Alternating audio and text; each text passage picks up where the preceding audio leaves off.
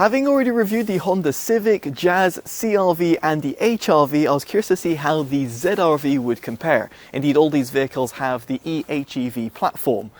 Now, the ZR-V sits in between the smaller HR-V and the larger CR-V, not only in terms of size, but also in terms of price.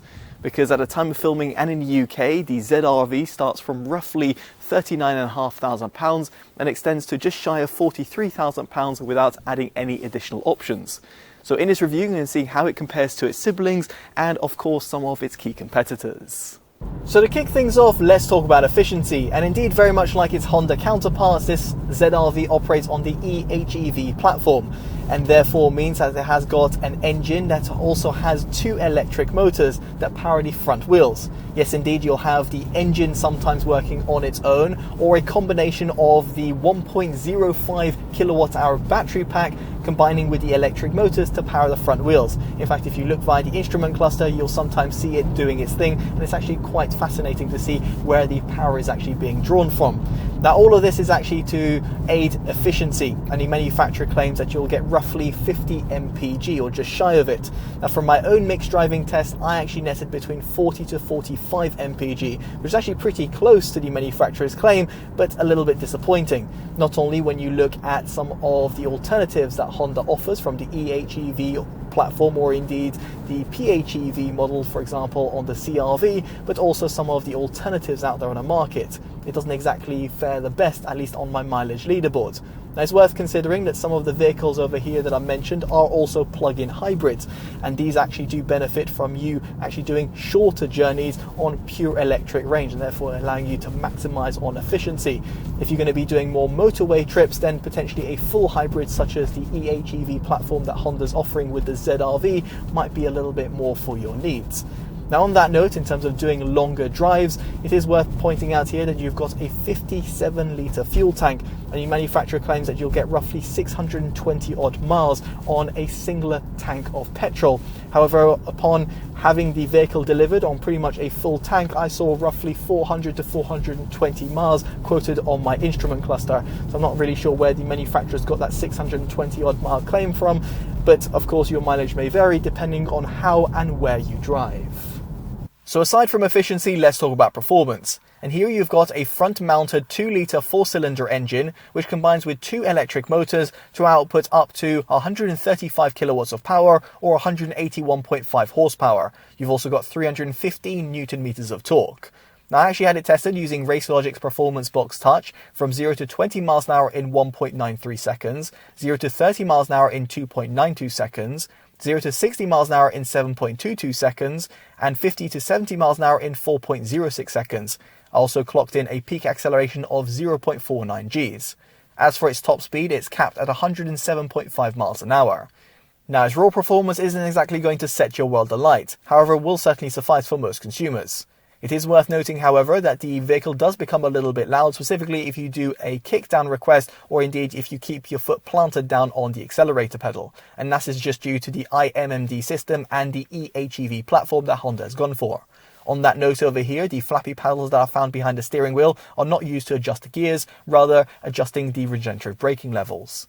Now, in terms of the overall handling characteristics, it is worth pointing out that it's only available as a front-wheel drive, which is a little bit disappointing, given that some of the alternatives out there do also come in an all-wheel drive configuration, let alone its larger sibling, the CR-V, at least in the eHEV platform. Nonetheless, the vehicle is actually still quite engaging to drive, given it is a Honda after all, specifically in its sport mode preset. However, do bear in mind that there is still quite a bit of body roll, and it won't compete with sportier alternatives out there, so if that's your top priority, you might want to look elsewhere. Now, on the flip side, it is actually quite comfortable, and this is namely due to its suspension system, which soaks up a lot of the anomalies, speed bumps and potholes, therefore leading to a pleasurable experience if you're going to be pottering around town. However, it's worth pointing out here that one of its competitors, the Citroën C5X Hybrid, not only has an even quieter cabin, but it also has got a floaty-like suspension system, which in this respect is pretty much unrivaled. Past how it is on the road, what about when it comes to its interior design? Well, it's not exactly going to compete with more luxurious alternatives out there, but I haven't got any major complaints. It's worth pointing out, however, that the model on review is the advanced trim and therefore has a leather finish to it, and therefore you'll feel a little bit more sense of quality, specifically towards the door trims and also in terms of the upholstery work. However, in the sport trim, you will find a part fabric and part leather material, while in the elegance trim, this gets downgraded to fabric only. Now, what I love that is present across all the trim levels are physical buttons. Yes, indeed, I can't quite emphasize this enough because it's quite a rarity in modern vehicles, specifically if you look at most of its rivals. And here you've got physical buttons and dials towards the steering wheel. Towards the dashboard, you have got a dedicated climate control menu, which also includes physical buttons and dials. And then towards the center console, you've also got these buttons which effectively operate the gear selector. Then you've even got a few little buttons positioned next to the 9-inch infotainment system, which are quite accessible, meaning that you can, for example, adjust the volume on the fly, or let's say go previous or next on your song, and therefore makes it just very much intuitive to use while you're on the move. No faffing about with an infotainment system and trying to work out all the different sub-menu layout. Speaking of which, over here, the infotainment system is actually very easy to understand, very much like some of the other Honda systems that I have reviewed. Now, it also does support Android Auto and Apple CarPlay, although it's worth noting over here the latter is supported wirelessly. It's a shame that Android Auto is not supported wirelessly as well, which is a little bit baffling given in this modern era you'd expect both of them to actually be supported over a wired and a wireless connection. But alas, that's not the case, at least not at the time of filming. Now, it's great to see actually that these third-party mobile operating systems do feed through navigation data straight to the instrument cluster and also the head-up display, where the latter is actually present on the most expensive advanced trim. So yes, indeed, you can keep your eyes planted on the road while actually seeing your navigation data rather than having to look towards the center of the dashboard. This level of integration isn't always present on other vehicles, so it's great to see that Honda has actually looked into this. Now, as for the instrument cluster, it has got a part digitalized 7-inch display in the elegance and sport trims. However, if you move up to the advanced trim, which is on review, then you'll have a fully digitalized 10.2-inch display. Of course, it will provide you all the key driving information that you need and is also somewhat customizable. Now, what you'll also find in the most expensive trim level is a punchy 12-speaker Bose audio system, which actually does well across the sound frequency range and actually left me pretty engaged with the music that I was listening to. Here it integrates a center driver, a subwoofer, and 2 extra audio drivers towards the rear of the cabin in comparison to the stock 8-speaker setup. If you want a detailed breakdown of the audio system and also the in-cabin measurements that I recorded while driving the vehicle, then make sure you check out my detailed audio review that can be found up on your pop-up banner, down in the description below, or indeed in the pinned comments.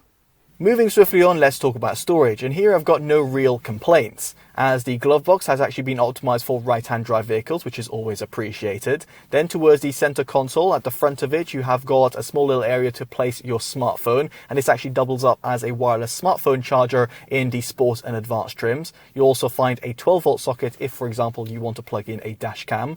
Further down, you've got 2 cup holders, and then underneath the center console area, you've actually got a small little non-slip area. This actually also has got 2 USB ports. On the left-hand side towards the passenger, you've got a USB Type-C port, which provides charge only, while towards the driver, you've actually got a USB Type-A port, which actually is used for connecting up to the infotainment system while simultaneously charging your smartphone. Handy, for example, if you want to use Android Auto or Apple CarPlay over a wired connection. Note towards the rear portion of the center console, you'll also find 2 USB Type-C ports, which are used for charging only, although you'll only find this in the sport and advanced trims. Aside from that, you've of course got the area that is found underneath the center armrest, and it's actually pretty sizable. There's also a small little sunglass holder that is found on all the trim levels. Now, as for the door bins at the front, they're actually pretty sizable. They'll accommodate a 500ml bottle alongside some small to medium sized goods, while the rear two are unsurprisingly a little bit more limited. What's disappointing, however, is that the door bins are not lined on any sort of fabric material, which means that your loose change or keys will be heard rattling about when you're traversing uneven terrain. Elsewhere, at the rear of the cabin, you have got a pull-down armrest compartment which reveals 2 cup holders, making it quite handy for those longer excursions, at least if you have only 2 rear outer occupants. So while storage within the cabin is actually pretty impressive, the same couldn't be quite said about its boot capacity. It hasn't exactly got class-leading figures in comparison to some of its competitors. Nonetheless, it should suffice for most consumers, with 370 litres to play around with, or 1,301 litres if you drop down the seats. Note this figure extends to roughly 10 to 20 litres more in the cheaper trim levels. You have also got a hatchback design and even an electric tailgate that comes fitted as standard in the sport and advanced trims. You do also have a small little underfloor compartment which will suffice for taking, for example, your tyre repair kit. You then also have 60/40 rear split folding seats, which also give you a completely flat loading bay. It is a shame, however, that you do not have the option of adding 40/20/40 rear split folding seats, or indeed having an integrated ski latch, which would have made it a little bit more practical for taking elongated goods. Equally, it's a shame that there is no means of actually storing the boot load cover within the actual underfloor compartment, and instead you'll just have to stow it within the boot itself, or indeed leave it at home. Another thing to consider is that unlike the HRV, its smaller sibling, the ZRV has not got any of those magic seats, which I actually found to be quite a unique selling point, as it revealed a secondary storage space in the second row, of course if you were not going to have any sort of occupant sat there. Nonetheless, over here, the overall legroom that you have got in the ZRV has been improved over its smaller sibling. As someone who's just under 6 foot, I've got no real complaints. Furthermore, you've also got a near flat footwell design, which means that even your rear middle occupant won't be left uncomfortable on those longer journeys. However, the same couldn't be quite said about the headroom for the rear middle occupant, which is a little bit more limited in comparison to the rear outer occupants. It shouldn't be too much of a problem for younger adults or, for example, children. Now, as for the front of the cabin, the seats themselves are very accommodating and soft, no problems whatsoever. Furthermore, for the driver's seat, in the Elegance trim, you have got 6-way manual controls, but this moves up to 8-way electronic controls in the Sport and Advanced trims. For the passenger, you have got 6-way manual controls in the Elegance trim, however you've got 4-way electronic controls for the Sport and Advanced trims. Equally, on the Advanced trim, you'll find heated outer rear seats and also a steering wheel. There's also a panoramic glass roof with an electronically controlled sunshade, which is very much appreciated. And note, the heated front seats do come included as standard across the entire trim range. Next up, we get onto its exterior design, and I'll be curious to know what you make of it down the comment section below. What I'll say is that in person, it very much does look the part. And I love the fact that the ZRV does stand out in comparison to the HRV and the CRV. Looking at it from afar, or specifically from the front, you can certainly say that it is a different vehicle. Now, as for the side profile, you have got 18-inch alloys that come fitted as standard, although you've got different styles depending on the trim range that you choose. And you have got the ability to go for 19-inch alloys with the options ranging from £1,400 up to a whopping £3,100.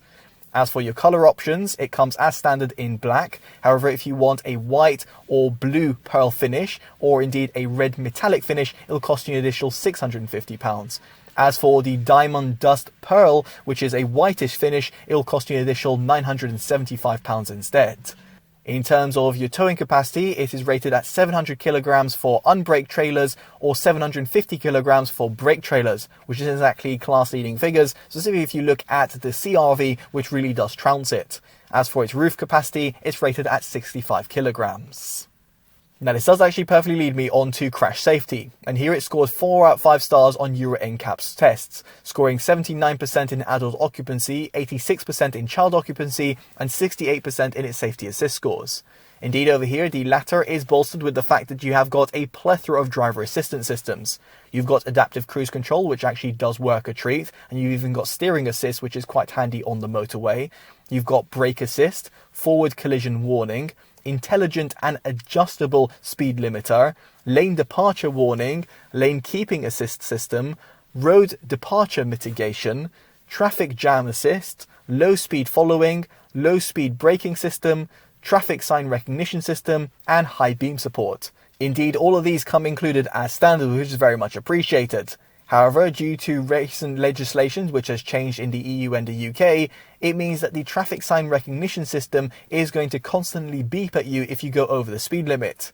And no, I don't mean actually breaking the law, but rather that the traffic sign recognition system isn't correctly picking up the right speed signs. In other words, for example, if you're on the country roads, it will sometimes be picking up, let's say, 10, 20 or 30 miles an hour when it should be 60 miles an hour, and as a result, it'll be constantly beeping and bonging at you.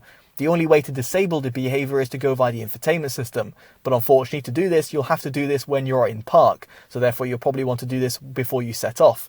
And given that there is no accessible button via the infotainment system or indeed via the steering wheel, it means you'll have to faff around with the infotainment system in order to disable said option, which I do think is a little bit of an oversight from the manufacturer. Now finally, I would like to point out that the ZRV is actually quite easy to maneuver. And this is in part due to the fact you've got an 11.3 meter turning circle. It's also easy to see your surroundings with good visibility at the front and side, although it's a little bit more limited towards the rear. Thankfully, however, you have got a wiper and also a rear camera. Although it's worth noting over here that there's no washer jet, and therefore means that if you're going to be traversing on muddier terrain, you'll actually have to get your hands dirty. Elsewhere, you've also got front and rear parking sensors, which actually give you a little bit more peace of mind when it comes to doing any sort of complex parking maneuvers. So with all that in mind, it brings us on to our verdict. And quite frankly, we think that Honda's achieved what they wanted with the ZR-V. It sits in between the HR-V and the CR-V, in that it offers more space within the cabin in comparison to its smaller sibling, all while being a little bit more nimble to drive in comparison to the larger CR-V. It also has got a good use of technology within the cabin, a plethora of driver assistance systems which come featured as standard, albeit sometimes a little bit annoying. You've got decent driving dynamics and comfort, and of course you have got that full hybrid eHEV platform, so making it quite handy if you're going to be frequenting the motorway. The problem, however, is that it hasn't really got a unique selling point.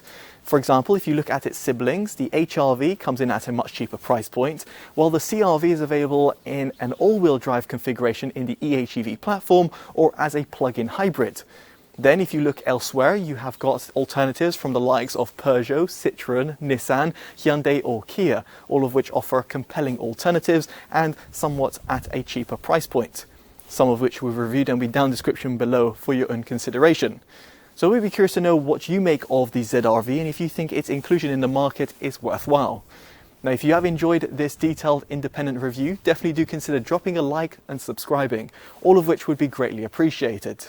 As such, I've been Chris from TotallyEV, and I'll hopefully see you in the next one. Take care of yourselves, and goodbye.